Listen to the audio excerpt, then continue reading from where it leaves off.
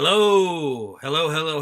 Jordan Sheridan live from my parents' office on Long Island again, dealing with some behind the scenes things. Welcome to Status Coup, this very cold, windy Monday in New York City. I have a very bad cold. I've probably sneezed 75 times today because it's basically with the wind chill below zero here in New York. I haven't been this cold since I was in North Dakota 2 years ago, freezing my little Jewish behind off in North Dakota. So, hope everyone had a lovely weekend. Obviously, it is Martin Luther King Jr. Day, so what is there to say? Brave revolutionary that set the direction of American and human history forward, in my view. I know that Ty, our photojournalist, who has a tattoo of Martin Luther King Jr. on his arm, wanted to go live today and talk a little bit about Martin Luther King Jr., but he is in the hospital, unfortunately, again, with his neck pain.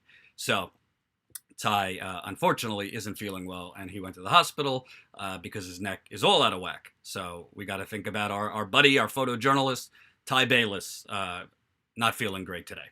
But, remember, folks, YouTube, unfortunately, the suppression is back, worse than ever. It seems that nobody is getting notified, or very few people are getting notified when we're live, even though we keep growing in subscribers. The views seem to be continually stagnant. And from what I am hearing from our viewers is they don't get notifications. So you can help us work around that. You know the drill.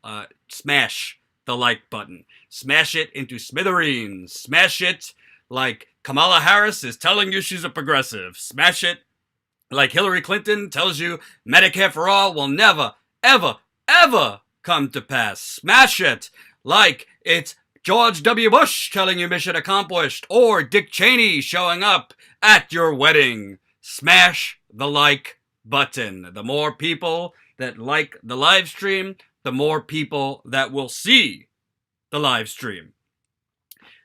You can become a member of Status Coup. We are now at 148 members. 148. Monthly and now annual members of Status Coup. So you can go to statuscoup.com/join. You can become a member as low as $5 a month. $5 a month. Think about what you spend $5 on a day. Think about what you spend $10 on a week, because we have the $10 option too. Membership is how we're going to grow. And yes, Jerry, we got to beg for that money, my favorite troll, Jerry, because this is how independent media works, as opposed to your corporate infested, gross corporate media that bows down to the altar of special interests. Follow us at Status Coup on the Twitter, and I am at Jordan Sheridan. Subscribe to our podcast. That's bit.ly/Status Coup podcast, and join our email list, statuscoup.com. When you go to statuscoup.com, you'll get a pop-up. Enter your email. That's another way we're going to grow this company. The more we have on our email list, the more we could come to you directly on exclusive news, what we're doing, where we're going, all those good things. So, and it's already working. See? We're already over 100 views because more of you pressed the like button. Now we got 101 likes and only 101 views, only 49 likes. So 50 of you, what are you doing? Smash the like button, or I don't like you. How about that? So, not much of a surprise, but Kamala Harris, the junior senator from California who has been in office for 2 years. So, like former President Barack Obama, she has decided to run for president in the Senate, being in the Senate only for 2 years. I don't particularly have a huge issue with somebody running for president that doesn't have a ton of elected experience, but I do have an issue with Kamala Harris. And sorry, I know you're not allowed in this society to not be for a woman who's also African American. I know it is literally not allowed. It's blasphemy to critique Kamala Harris. It's racist. It's sexist. It's blasphemy. It's one of the 10 Commandments not to do it, but I'm gonna do it anyway. Because frankly, honestly, you could just tell right away what Kamala Harris is about. So if you haven't seen it, here is Kamala Harris's announcement video. It is, oh God, I don't even know what to say about this, but here we go. Our voices to fight truth, justice, decency, equality, freedom, democracy. These aren't just words. They're the values we as Americans cherish, and they're all on the line now. The future of our country depends on you and millions of others lifting our voices to fight for our American values. That's why I'm running for President of the United States. I'm running to lift those voices, to bring our voices together. So please join me in Oakland on Sunday, January 27th, and go to KamalaHarris.org to join our campaign. Let's do this together. Let's claim our future for ourselves, for our children, and for our country. I'll see you in Oakland. Oh boy. I gotta give it to her. You know, the colors were very bold. The music was very, funky and fun. It was, got me very excited. Let me tell you. Nothing really in there about what we should do as president or anything other than platitudes. Kind of reminded me of this other candidate. Her name was Hillary Clinton, Stronger Together. And really what you saw out of Kamala Harris in that video is what the consultants tell candidates from Kamala Harris to Beto O'Rourke to these folks is, buzzwords. Throw out some buzzwords. So democracy, humanity, equality, all these things. Throw out some, nice buzzwords, bright colors, form a narrative, for our future, for our children. Actually, apparently her campaign slogan is for the people, which is interesting. So for the people, Kamala Harris. Well, that video was kind of void of most, anything called policy. So let's see if the piece, she wrote a piece on Medium. I'll put it in the live chat if you haven't read it yet. And by the way, folks, this is a super chat. This is a super chat. And we are also very, very actively trying to grow our GoFundMe. Not going to lie, last Sunday and yesterday wasn't so hot as far as raising money. So we hope if you're not tapped out yet, you could contribute to our GoFundMe. It is all for reporting, and we need some money to advertise because YouTube is suppressing us. So I'll put the link in one more time. Thank you to all 658 people. Our goal for the end of this month is 45,000. Not sure we're going to get there, but first we got to get to 40,000. So hopefully there's no amount too low, from $5 to $10 to $20, whatever you could leave. We appreciate it. And we're also going to be mailing out more swag this week. We just got our more Status Quo shirts, hats, and all that good stuff. As a reminder, $100 gets you a Status Quo hat or shirt. $127 gets you a hat and shirt. Swag bag, the left one in the white is $200, and you get a backpack at $250. So keep it coming if you so choose. Now, Kamala Harris, I'm running for president, she writes. Decency, justice, truth, equality, freedom, democracy. Oh my God, I love it. I love these buzzwords. I'm so inspired. I'm so inspired. I'm so excited, and I just can't hide it. These aren't just words. They're the values we as Americans cherish. Right now, they're all on the line. Oh, so obviously we see she's pitting this as suddenly America has become awful under Trump. It was just dandy before Trump. We face the greatest crisis of leadership we've seen in our lifetimes, and powerful voices are filling the void, sowing hate and division among us. So I guess she's, without saying it, basically saying right now is the greatest crisis of leadership, not, cowboy George W. Bush and Darth Vader, Dick Cheney, who invaded a country on false pretenses and 4,000 American soldiers died. But I mean, the estimates are all over the place, but hundreds of thousands of Iraqis died or wounded. But it's Trump. He's the worst. And don't get me wrong, Trump is terrible, but we already see what she's doing with this phrasing and this strategy and this messaging. We're at an unprecedented pinnacle because of Trump. We've witnessed an administration that aligns itself with dictators and refers to white supremacists as very fine people. They've torn babies from their mother's arms and put children in cages. So, dare I, I'm going to be attacked. Jordan, stop with the whataboutism. But, Trump's not exactly the first American president to align himself with dictators. Dare I bring up President Barack Obama meeting with the King of Jordan, Barack Obama meeting with Crown Prince Mohammed bin Salman, or the United States in gross efforts at regime change, basically toppling democratically elected leaders to insert our chosen dictator who's a little bit more friendly to our business interests. So, Kamala Harris, you gotta look up your history.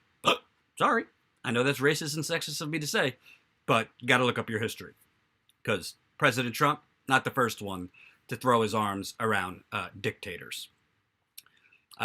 They've slashed taxes for corporations and the wealthiest among us, placing the burden on the middle class. They've actively fought against efforts to combat climate change. Time and again, they've sabotaged our country's health care, and they've attacked our free and independent press at every turn.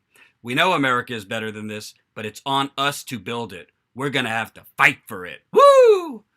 This is our fight song. Take back my life song.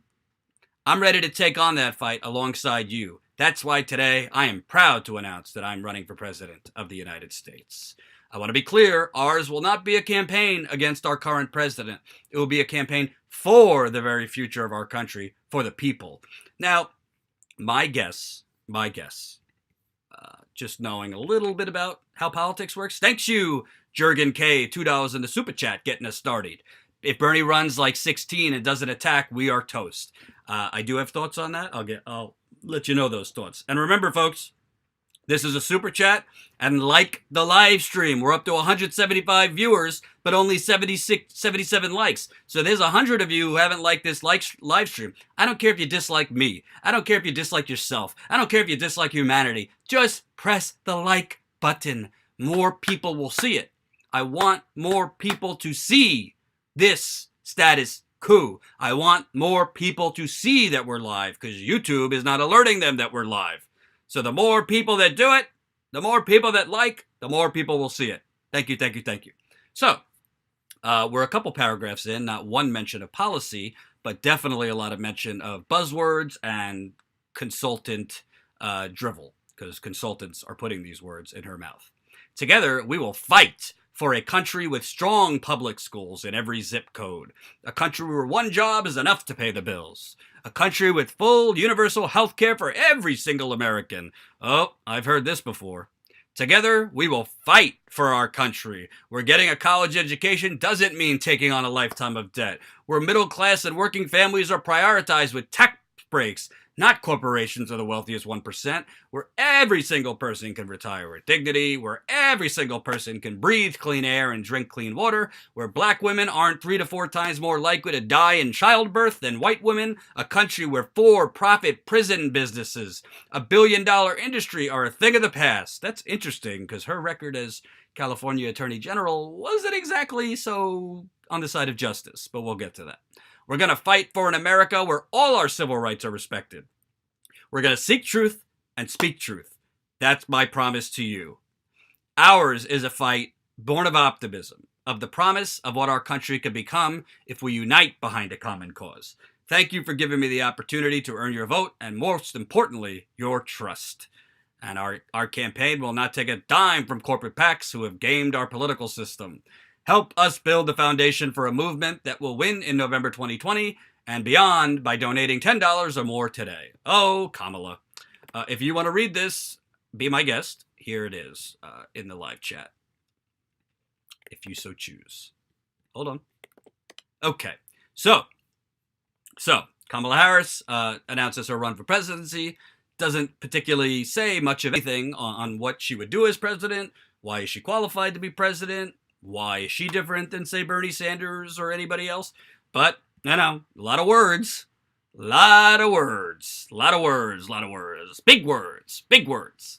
So, it was interesting when she said I wasn't going to take any corporate PAC money, and she said we're going to do it for the people and all that. You know what I thought of? The first thing I thought of was, her meeting with Hillary Clinton's top donors in the Hamptons 6 months after she became a senator.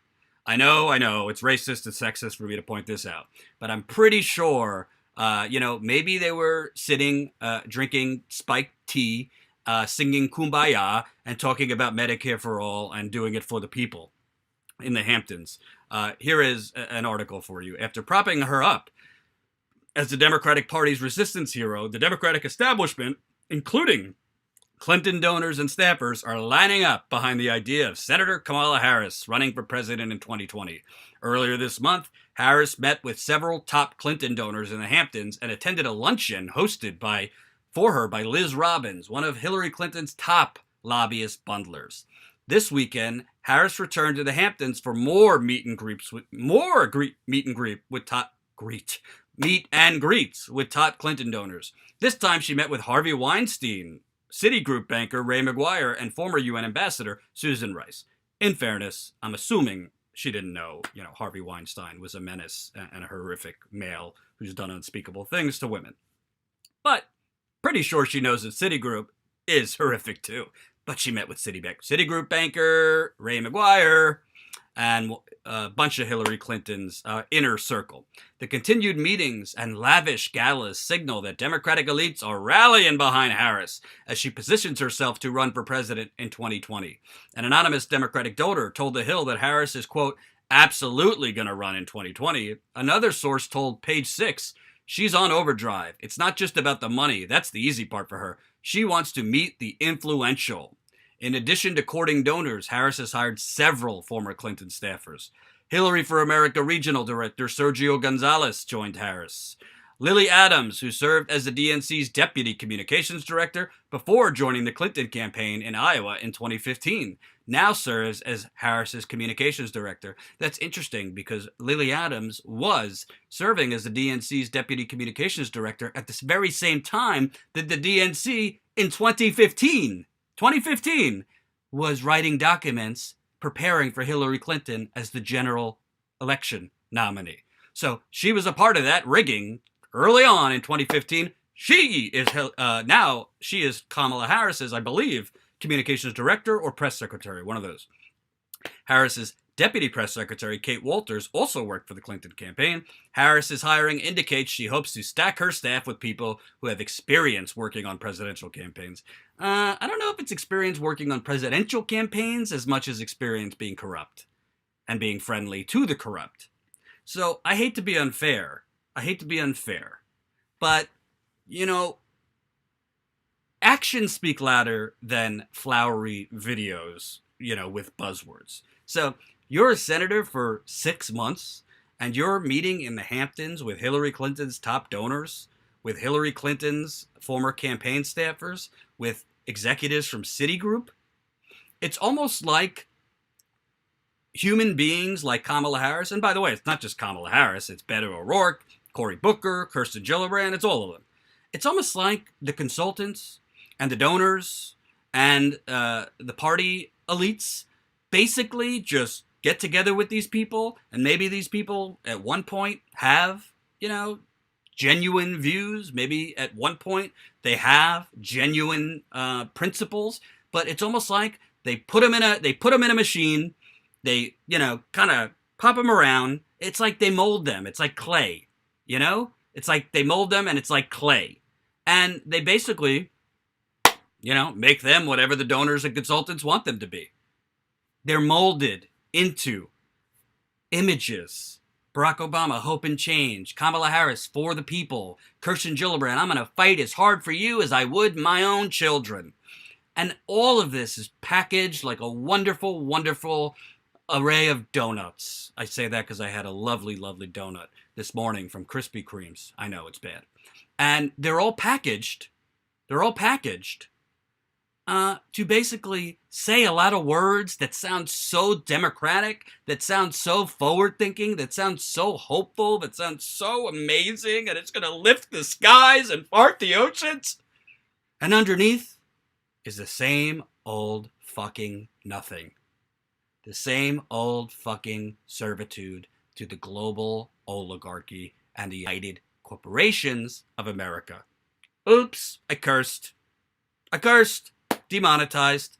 Thank you, Tejawasi R. I don't know what currency that is. It says $200, but I don't know what currency that is. But thank you for the 200, whatever it is. I miss your on-the-ground reporting. Will you be back to it as the 2020 campaign takes roots? The raw and to-the-point questions to power is what is missing in mainstream media. Tejawasi, it is wonderful that you brought that up, because I am going to talk about paid membership to Status Coup in a little bit. But frankly, I will not be on the ground covering the campaign nearly as much as I was in 2016, because we don't have the funding to do it. It's all about funding. It costs a lot of money to cover a campaign. You're going from one city to the next. You're taking flights. You're taking rent-a-cars, hotels, food, me, a camera person. So unfortunately, this is a grassroots media revolution, and we do not have the funding quite yet. The reason we raised our GoFundMe, and I'll put the link in one more time right there in the live chat. The reason we raised our GoFundMe to 70,000 was exactly what you just brought up, to have more funding to cover specifically Bernie's campaign. I do have sources that tell me he's going to be announcing within the next few weeks. We want to be able to cover Tulsi's campaign. We want to be able to cover, if we so choose, Elizabeth Warren's campaign, but we need the funding. I mean, we're just keeping it real. So we know a lot of you have donated. If you can't donate again, not a problem. Just share the GoFundMe, share Status Quo's live streams, and spread it word of mouth, because really this is a grassroots revolution. I am in the background right now trying to get funding from different places, progressive places, not plutocrats, not big Democratic or Republican Party donors. We're not doing that. But we are trying to get larger funding, and part of what's going to help us get larger funding is you. If I could show, hey, we raised X amount in GoFundMe, hey, we have X amount of paid subscribers a month, that's very, very helpful to attract larger funding. Thank you, Peter Panayotis, but you told me I could call you Peter. $50 in the GoFundMe, so now we're at 39,081. Keep it coming if you can. I know it's tough. It's hard to keep the urgency for a GoFundMe. It's hard. We're all working people. A lot of us don't have funding. So if you're living paycheck to paycheck, we totally understand if you can't donate, but definitely spread the link. Tell people you want real reporting in the field. And honestly, straight up, and especially with the likes of Kamala Harris,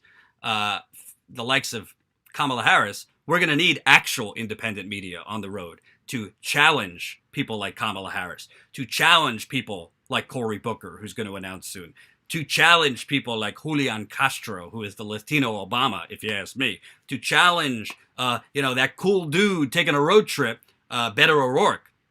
These people need to be challenged. More importantly, Bernie Sanders, Tulsi Gabbard, to a lesser extent, Elizabeth Warren, they need to be seen.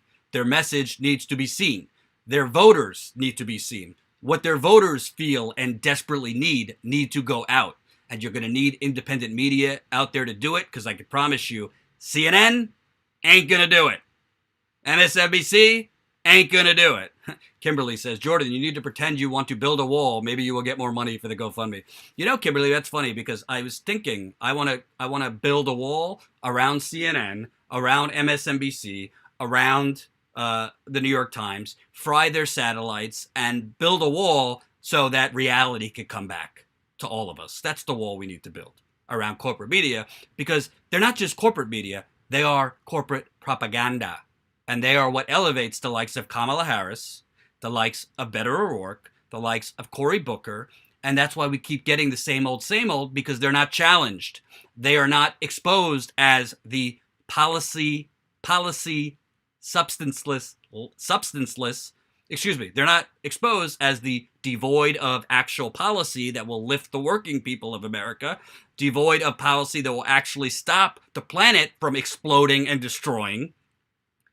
We need to expose this. So keep it coming. Super chat, GoFundMe, and we'll talk about membership in a little bit. So, Kamala Harris, let's take a look. It seems her go-tos as far as policy, she is proposing a $2.8 trillion middle-class tax cut called the LIFT Act. She's proposing $76 billion in tax credits for low-income renters.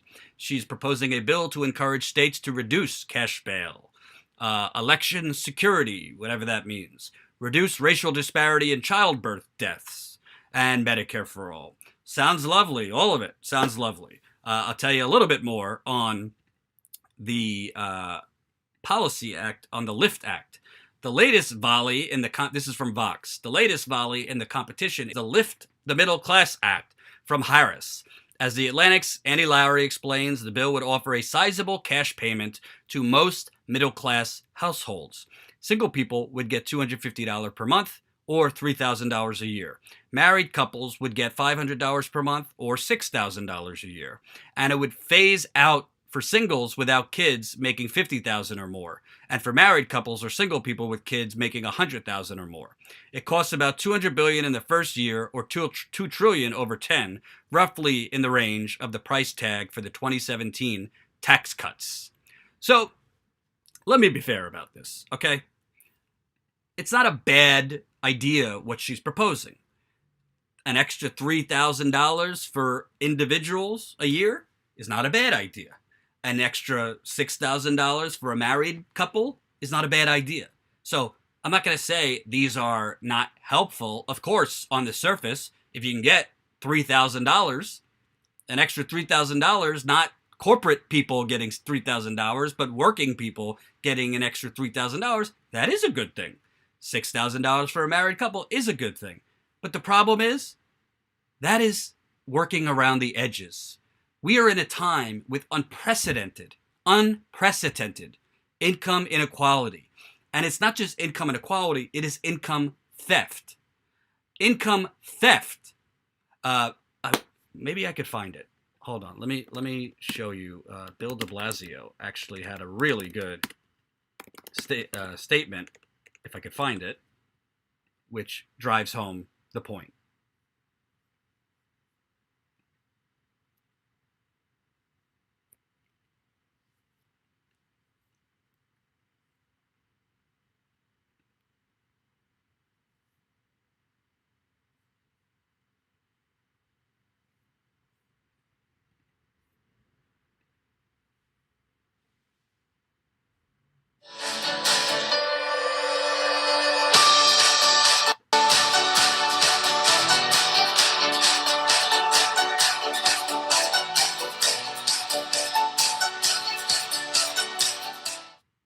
You said something pretty radical this week that I want to ask you about. You said, quote, "There's plenty of money in the world. There's plenty of money in the city. It's just in the wrong hands." Yep. That's a quote. That is a quote. Who decides whose hands are the right hands and whose hands are the wrong hands? Look at what's happening in my city. Look what's Translated from Jake Tapper. Who are you to decide if the money belongs in my $6,000 suit? Because obviously it's a personal affront to Jake Tapper. We continue. what's happening all over the country. Millions upon millions of people who literally can barely make ends meet. Working people who are working one job, two jobs, working harder than ever, longer hours than ever.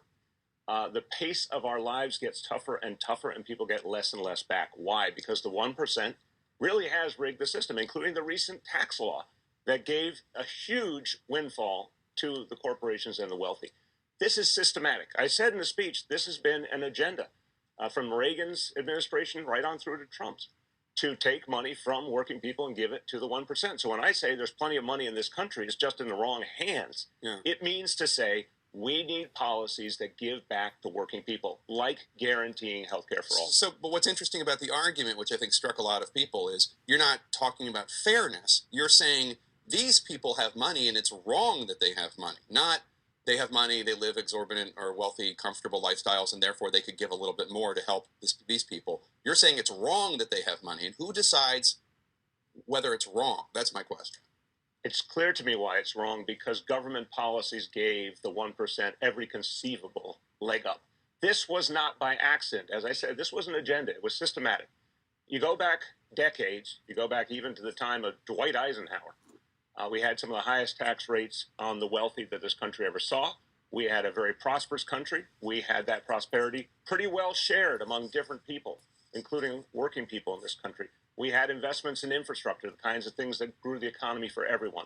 Over the years, since Ronald Reagan, there was a systematic agenda to take that money and get it more and more in the hands of the few. That was through tax policy, but a lot of other policies as well.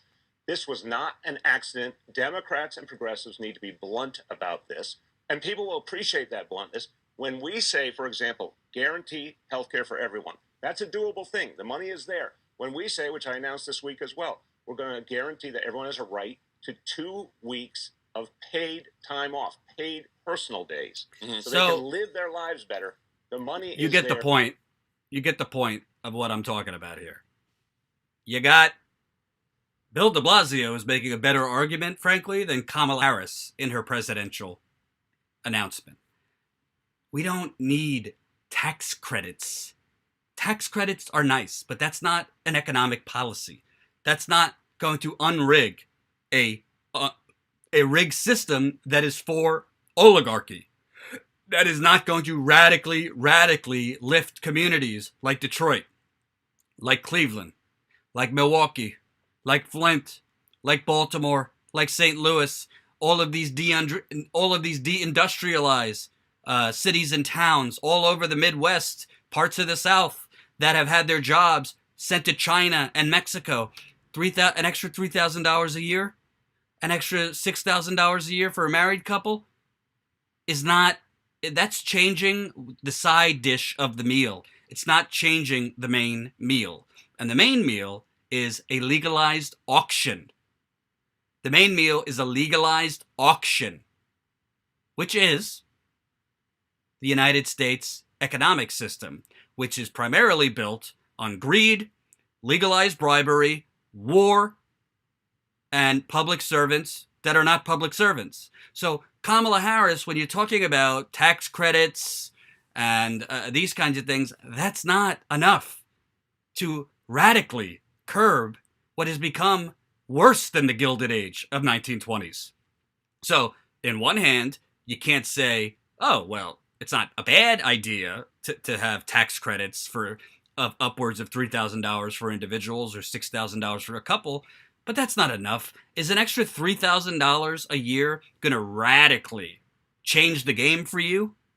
I'm asking you in the audience, if you're an individual, or an extra $6,000 a year, is that going to radically pay for your health care costs that health insurance isn't covering? Is that going to radically help you pay off your student loan debt that is totally rigged against you? Is it going to help you, if you have an emergency crisis, which could cost you $3,000 as an individual? No. Is it going to pull the veil? Is it going to stop the corporate auction that has become our government? No. Because she's not talking about corruption. Why would she be? She's meeting with Hillary Clinton's donors in the Hamptons. She's focused on Donald Trump and calling him the worst thing ever invented. But she has shown she's in bed with the very Clinton machine and this neoliberal wing of the Democratic Party that has only elevated extreme conservatism. You cannot get extreme conservatisms. You would not get extreme conservatives like George W. Bush, Dick Cheney, Donald Trump without neoliberals there to help them get elected. Because neoliberals are basically a milder form of batshit crazy Republicans. So I'm not saying tax credits aren't a good thing. I'm saying it's not enough. And honestly, based on your record, both as a senator, which frankly there's not much, she's only been a senator for 2 years, based on your record as Attorney General of California, I don't have any strong way of knowing if you're going to follow through on any of this stuff, much less propose bolder views. Now, you say you're for Medicare for all. Well, you didn't run for California senator. For as far as I know, she didn't run on Medicare for all. So you came on board with Medicare for all when it became more popular because of Bernie Sanders. So again, this is the same problem with Hillary Clinton. You could say a lot of things as a candidate. You could say a lot of things as a politician. What are you going to do if elected? Because we need to know that the people that are saying they're going to fight for Medicare for all are actually going to do it. They might lose if elected. They might not get it through if elected. But we need to know that they're actually going to stand by their principles and not compromise the farm right out of the gate like Barack Obama did.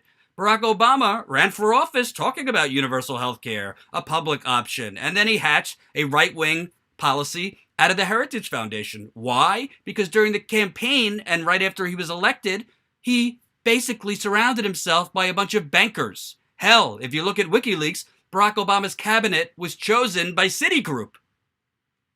So Barack Obama, which many of us didn't know, was fundraising record amounts from Wall Street while running on hope and change. And by the way, as we've seen from Beto O'Rourke and others, just saying I'm not going to take corporate PAC money or super PAC money, it doesn't mean you're not going to take the max donations from bank executives. It doesn't mean you're not going to take the max donations from fossil fuel executives. It doesn't mean you're not going to take the max donations from the defense industry executives. And by the way, Bernie Sanders, if we're keeping it real, Bernie Sanders takes money from individuals from the defense industry. So I don't think that's a good thing either. I don't think he should.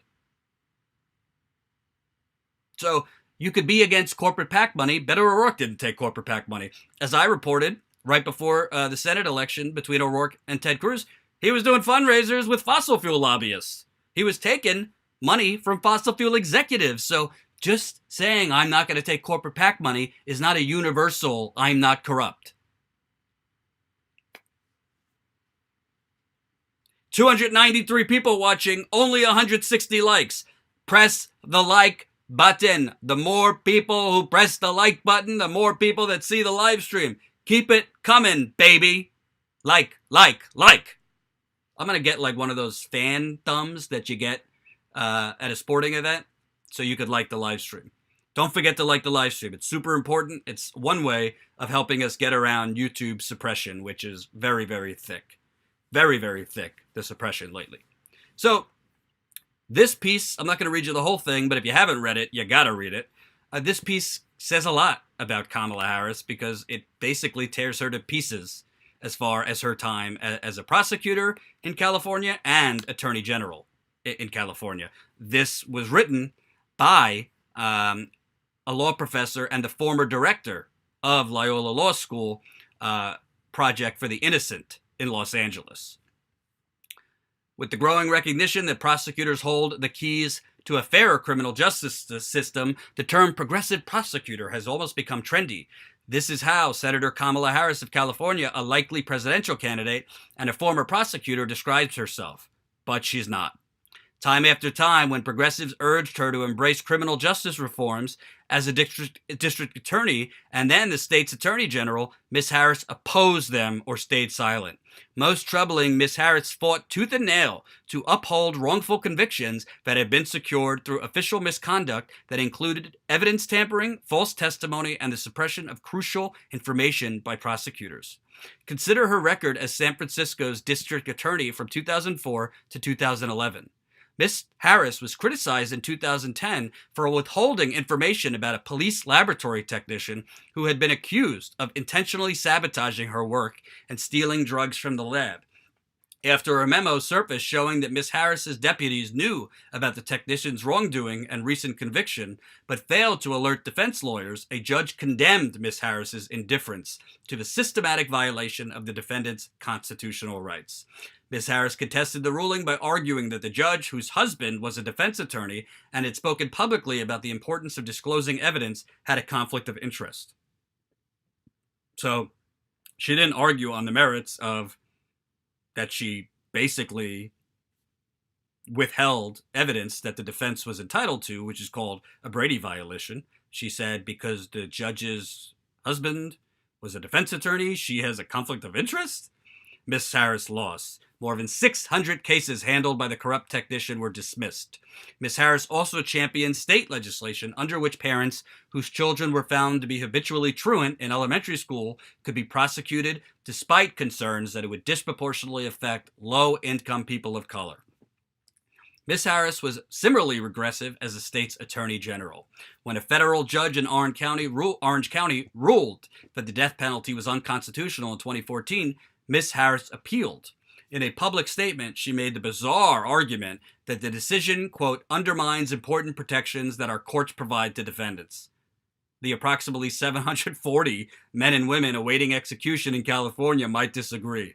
In 2014, she declined to take a position on Proposition 47, a ballot initiative approved by voters that reduced certain low-level felonies to misdemeanors. She laughed that year when a reporter asked if she would support the legalization of marijuana for recreational use. Miss Harris finally reversed course in 2018, long after public opinion had shifted on the topic.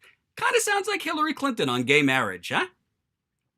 In 2015, she opposed a bill requiring her office to investigate shootings involving officers, and she refused to support statewide standards regulating the use of body-worn cameras by police officers. For this, she incurred criticism from an array of left-leaning reformers, including Democratic state senators, the ACLU, and San Francisco's elected public defender. The activist Felicia Jones, who had supported Miss Harris for years, asked, how many more people need to die before she steps in? Worst of all, though, is Mrs. Harris's record in wrongful conviction cases. Consider George Gage, an electrician with no criminal record, who was charged in 1999 with sexually abusing his stepdaughter, who reported the allegations years later. The case largely hinged on the stepdaughter's testimony, and Mr. Gage was convicted. Afterward, the judge discovered that the prosecutor had unlawfully held back potentially exculpatory evidence, including medical records indicating that the stepdaughter had been repeatedly untruthful with law enforcement.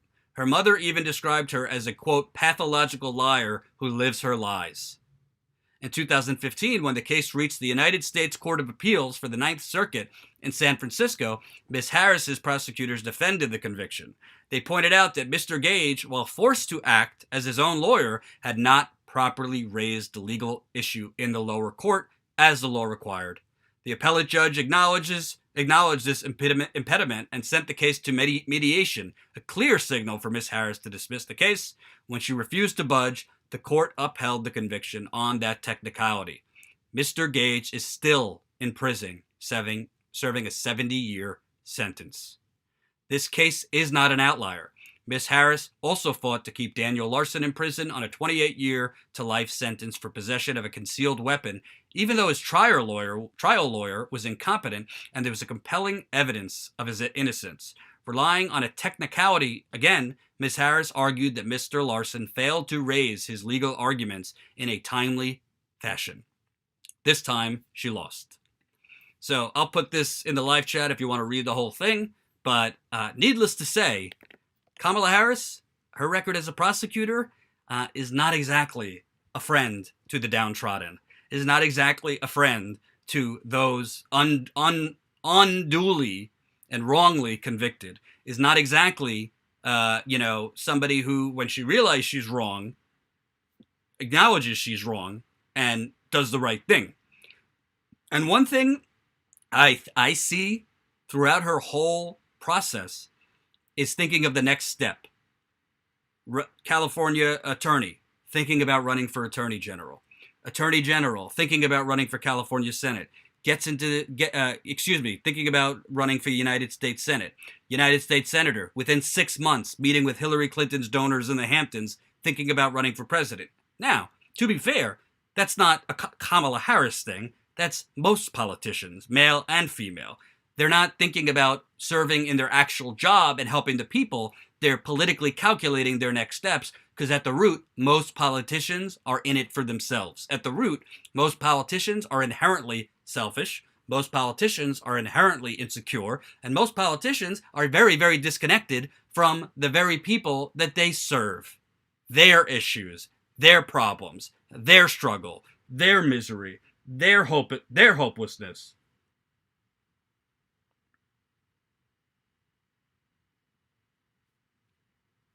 So it's truly, truly. Hold on one second.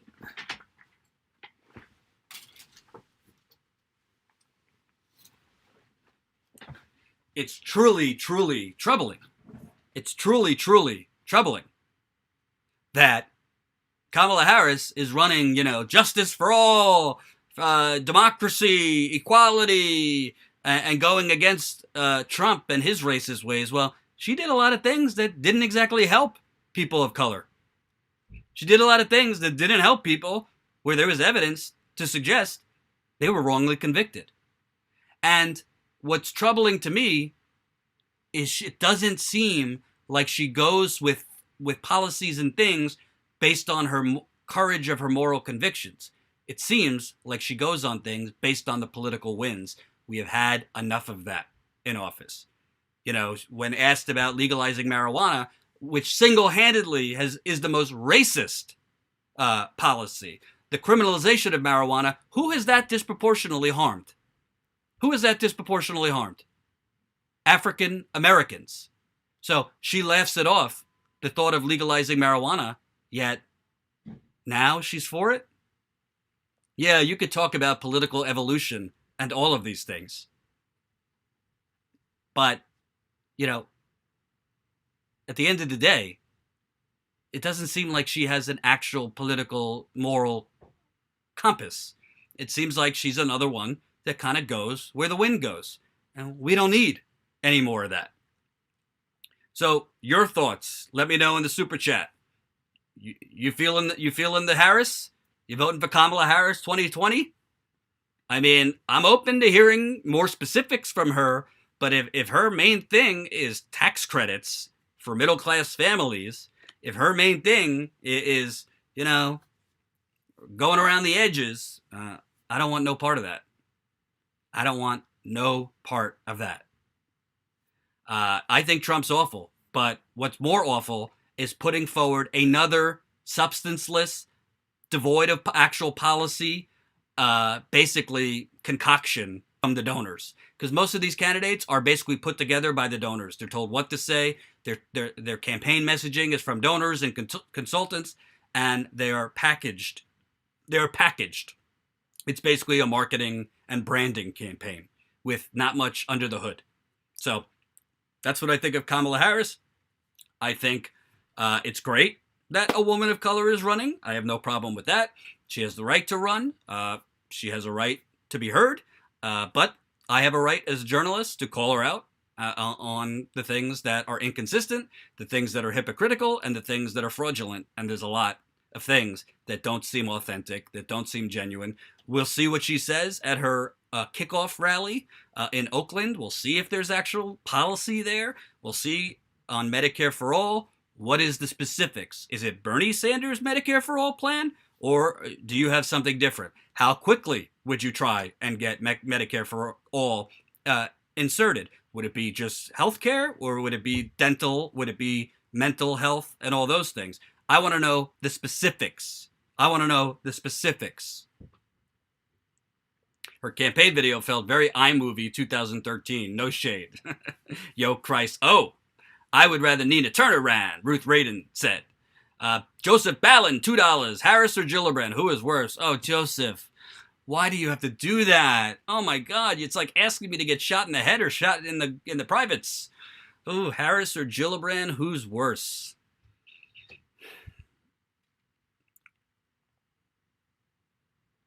Gillibrand. But by a little bit. Just by a little bit. I think Gillibrand's worse just by a little bit.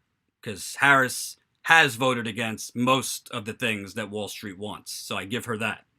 Gillibrand is totally in bed with Wall Street forever and ever. But Harris has also been in office less time.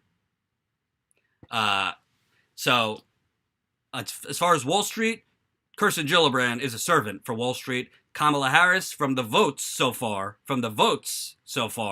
hasn't voted in favor of Wall Street. So that's really the only reason I say that. But it's like choosing between, being poisoned or shot in the head. I mean, both are not my preferred option, if you know what I mean.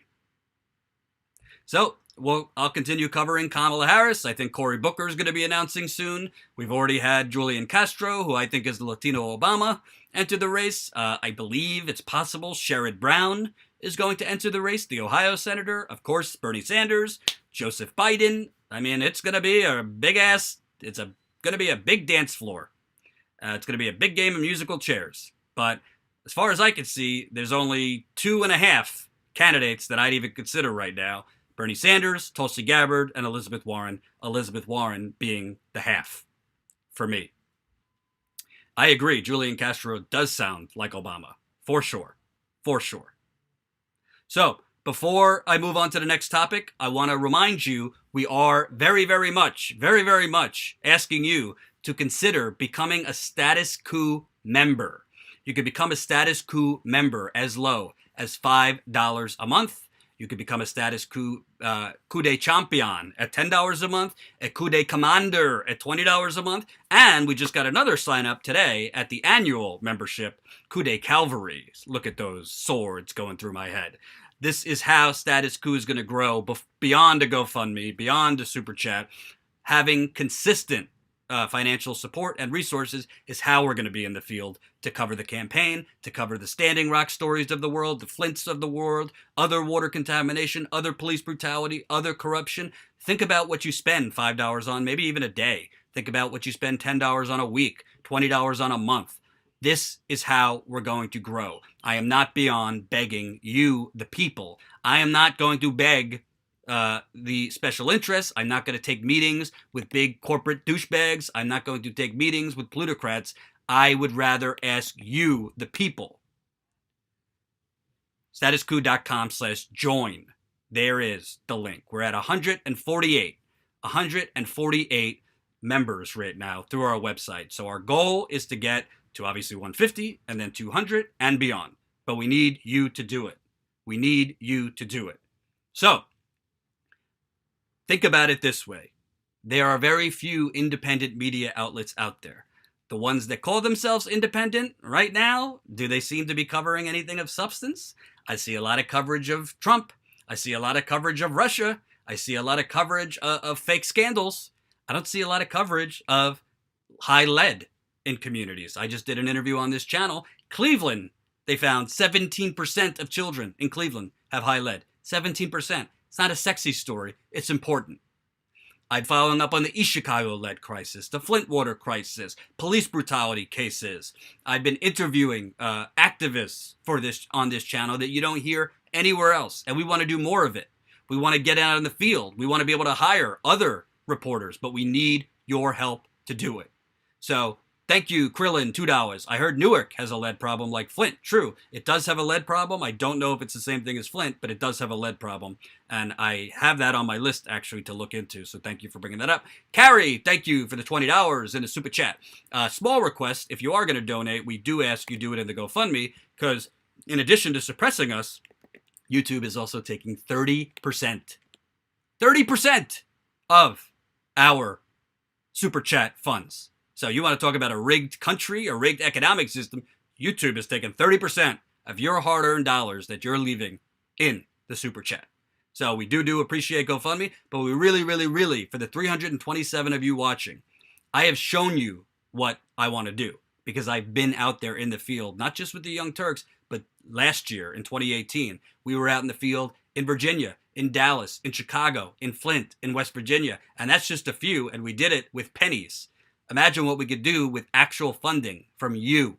This is a grassroots media revolution, and we need you to help us get over the finish line. So I really hope, as you're looking at your budget in this early part of 2019, you could factor in $5 for us a month, or $10 a month, or $20 a month.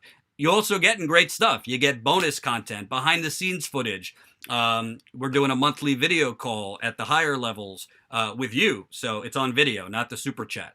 We're doing a monthly newsletter. We're doing a lot of things for our members. So we hope you'll consider it.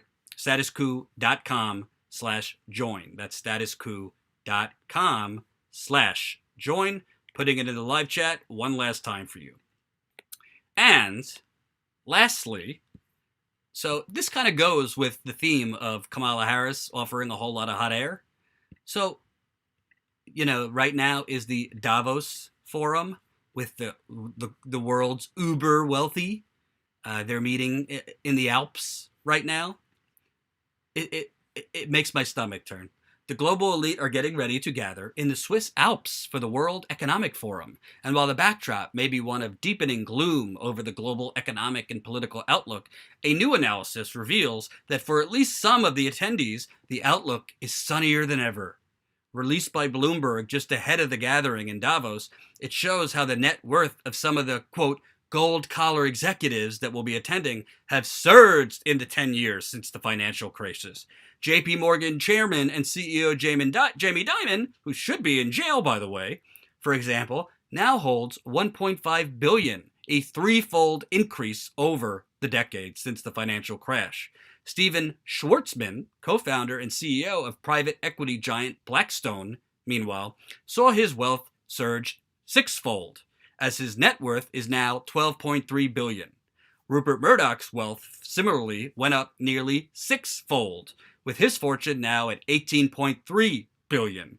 Salesforce CEO Mark Benioff, for his part, is now worth $6.5 billion, a more than ninefold increase. But the reporting notes, while the economic elite are enjoying a bigger slice of the pie, for regular Americans, quote, wages have stagnated, and while equity markets have risen, fewer U.S. adults are invested in the stock market than in 2009. Yeah, let's go invest in the stock market with our $5 extra a month. The data illustrates the ever-widening gap between the true haves, those in the 0.1%, and the have-nots of the global economy. To further illustrate the divide, the reporting also points to a study released last year by the Economic Policy Institute, which found that in 2017, the CEO to worker compensation ratio was 312 to 1. No, that's not a typo. 312 to 1.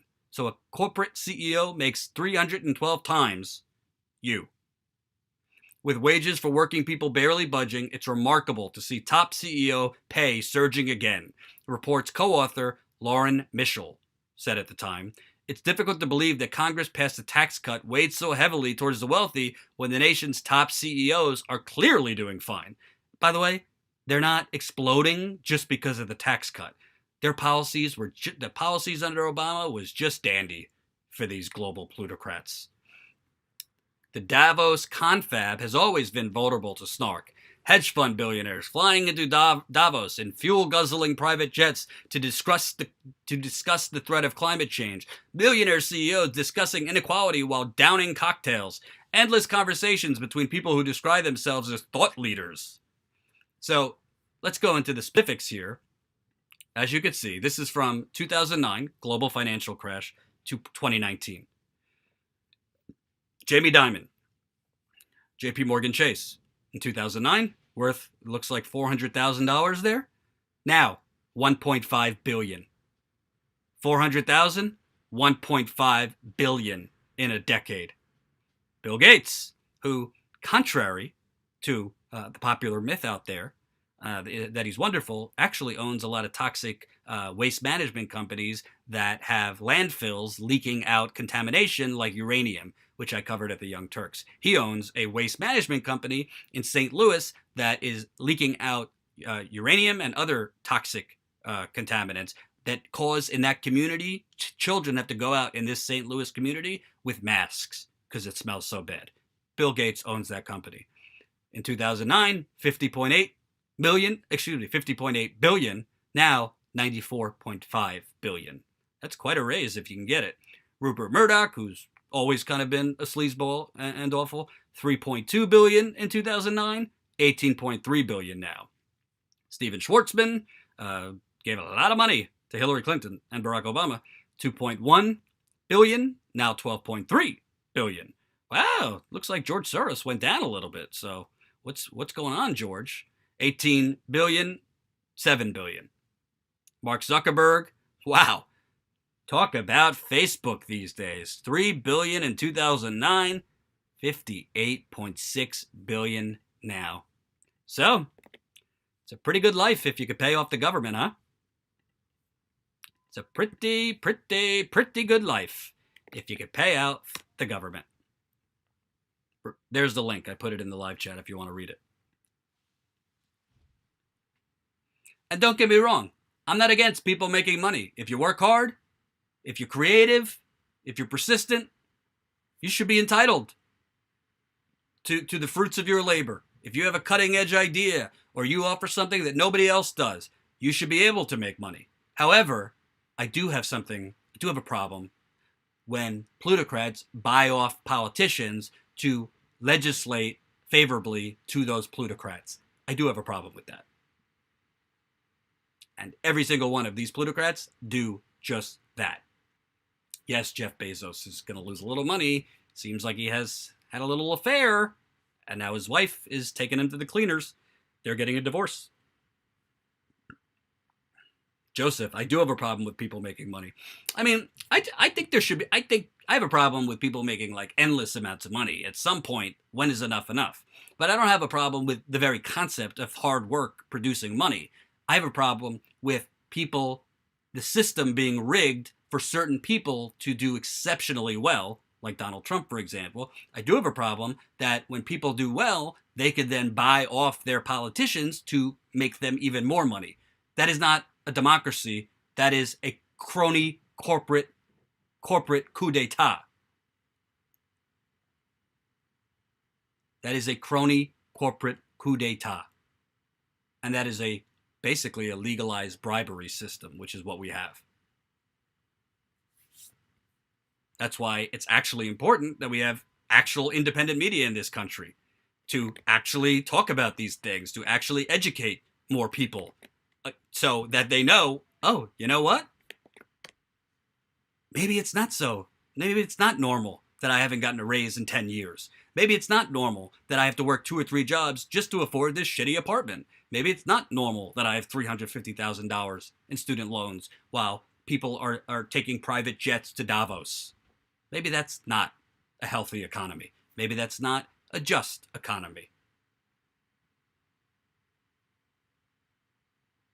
So I look forward to covering Davos. I think it's going to be going on soon. And I will cover what these humanitarians like Jamie Dimon have to say. And we'll point out the facts behind how they got their wealth. The facts how they escaped, got a free get out of jail free card from President Obama and others. SD, billionaires don't work a billion times harder than the average person. Couldn't agree more. Who's working harder? The millionaire CEO making 312 times their worker, or the worker? I would say the worker. So, folks, that's it for today. I will be. I don't know if I'm going to be live tomorrow at 5 o'clock. It depends on a meeting. But reminder: we are desperately trying to grow our membership. The more members we have, the more we could get out in the field. The more we can cover the campaign. Statuscoup.com/join for that. We are also still trying to grow our GoFundMe. If you can, even $5, $10, it makes a big difference. But check out our membership. We have behind-the-scenes videos up there right now, from me showing you how I prepare for the live streams, bonus documentary footage from Ty that hasn't been released yet, and a whole lot of other things.